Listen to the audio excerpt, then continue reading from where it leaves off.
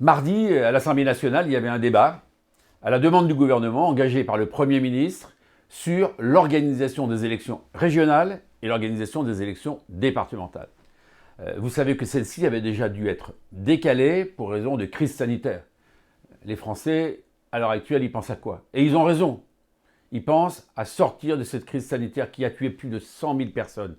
Et en ce jour, je pense à ces familles endeuillées et qui ont été frappées durablement.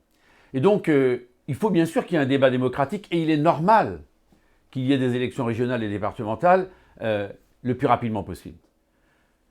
Vous savez, le gouvernement a consulté les maires de France. J'avais pas attendu le gouvernement parce que moi, une semaine plus tôt, j'avais écrit à tous les maires de ma circonscription qui m'avaient répondu, majoritairement, je dis bien majoritairement, qu'ils ne souhaitaient pas organiser ces élections au mois de juin, mais plutôt au mois d'octobre.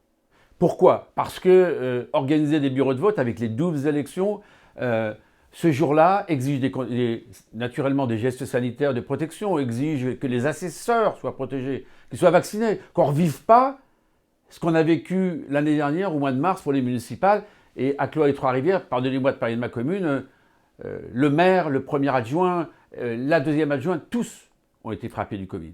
Donc j'ai voté pour que le report ait lieu. Ils ont été minoritaires, mais j'ai fait entendre cette voix qui était d'abord celle des maires, qui était celle aussi, me semble-t-il, des Français très largement, qui étaient favorables à décaler les élections. Bref, le rendez-vous démocratique aura lieu, il faut que la campagne ait lieu.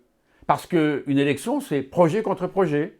C'est pas bloc contre bloc, c'est qu'est-ce qu'on va faire pour s'occuper mieux de nos concitoyens demain, au travers d'un département, au travers d'une région. Donc maintenant, place au débat, la décision a été prise. Moi, je m'incline, l'Assemblée a tranché, le gouvernement a tranché ensuite. Mais franchement, je demande instamment à ce que ces élections se passent dans la plus grande sécurité sanitaire.